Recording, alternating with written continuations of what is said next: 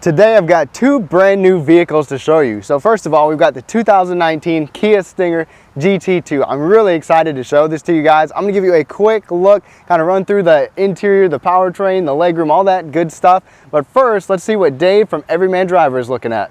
Well, Nolan, for me this week, just arrived here in Spokane, the 2019 Mazda 6. Love this car. This is their flagship sedan, mid-size. It's the largest sedan they make at 192 inches long. Beautiful vehicle, aesthetic to look at. You know, it's such a gorgeous car, great lines. I've reviewed the 6 many times. This one has 2 engine options. There's a non-turbo and turbo 2.5 liter. We have the turbo, so that means you can get about 250 horsepower with the right type of gasoline, 93 octane, I believe it is. 6-speed automatic transmission, only front wheel drive, which is kind of bummer. I wish they had all-wheel drive as an option, which I may explain in my detailed review at the end of the week. Anyways, something I've been thinking about, only front wheel drive. But they do have Apple CarPlay and Android Auto. That's kind of nice. Inside, this is, you know, simplicity and luxury at the same time. I love the interior of this vehicle. Let me start it up and I'll show you some of the things here with the infotainment screen. Push button start. Now this is an 8-inch screen as usual with Mazda. It's only touchscreen when the car is stopped, unfortunately, as opposed to some other vehicles in the market in this category. So everything is control with this dial down here. They're sticking with that, which is fine. There's your 6-speed automatic transmission. They do give you a sport mode if you are so inclined. Mounted controls, the usual suspects with your volume over here. You got Bluetooth. They got paddle shifters up here if you want to play with that. Good information in the instrument cluster. There's also a heads-up display. You might be able to see it, maybe not, but I will showcase that in my review. Climate controls, pretty standard right there. Cup holders. The USB is actually in there. That'll give you the Apple CarPlay, but just a lovely interior. So simple, not complicated.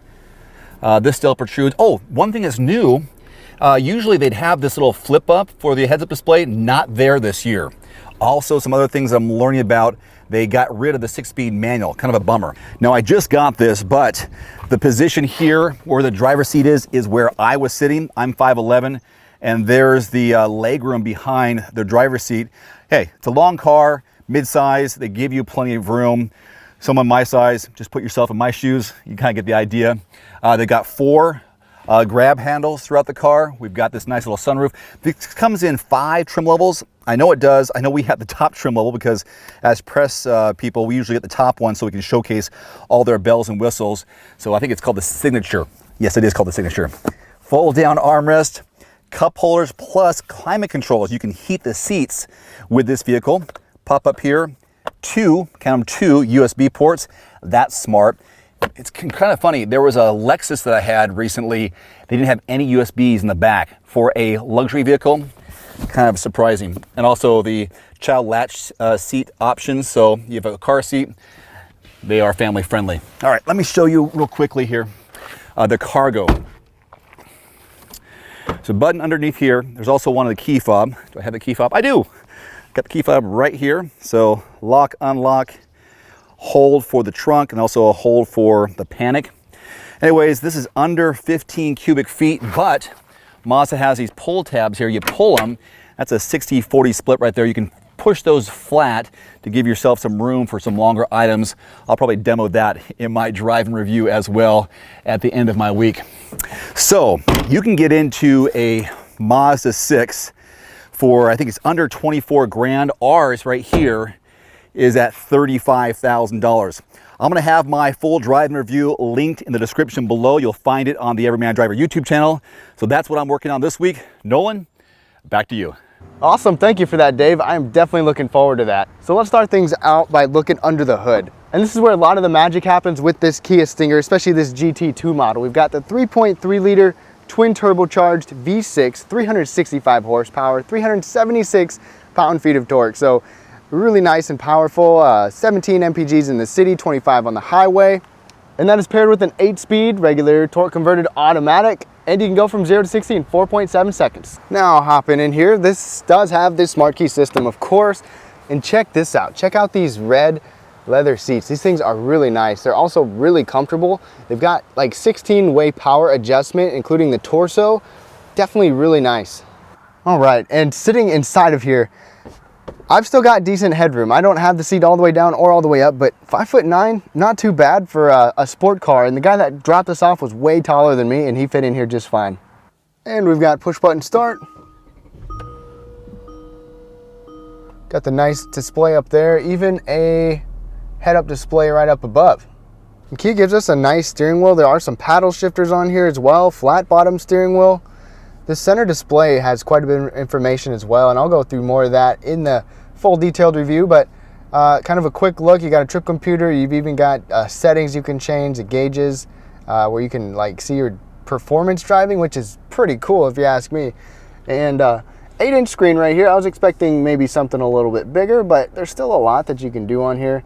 It's got all the necessary information, Apple CarPlay, Android Auto, and a premium sound system. Dual zone AC, of course, nice buttons and switches. Pretty good storage in here as well. As you can see, my bottle fits. That makes me happy every time. Parking sonar, ventilated seats.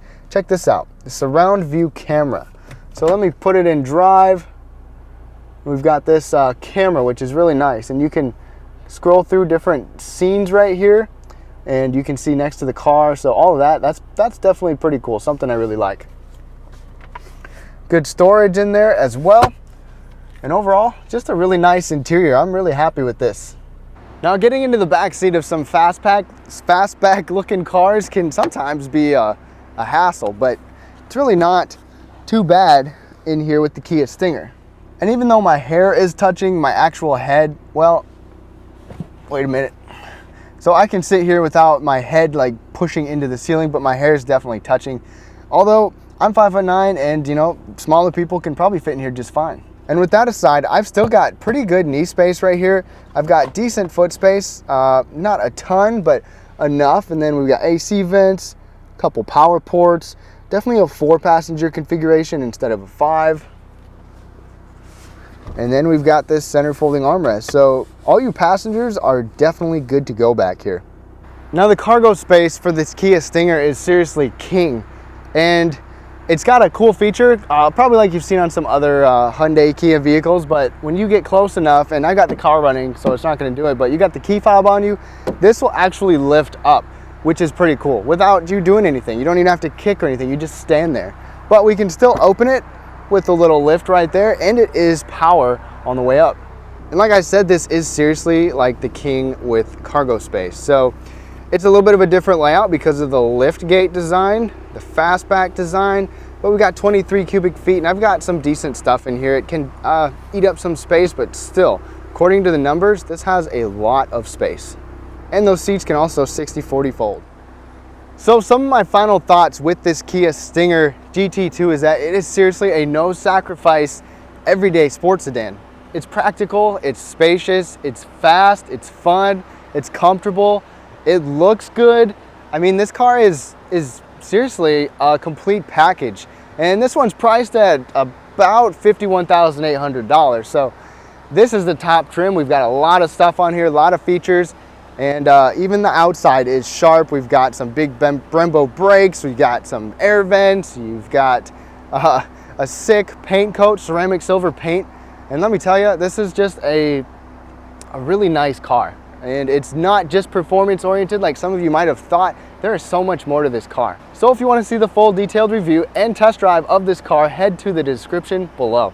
Thank you so much for watching. Have a great rest of your day.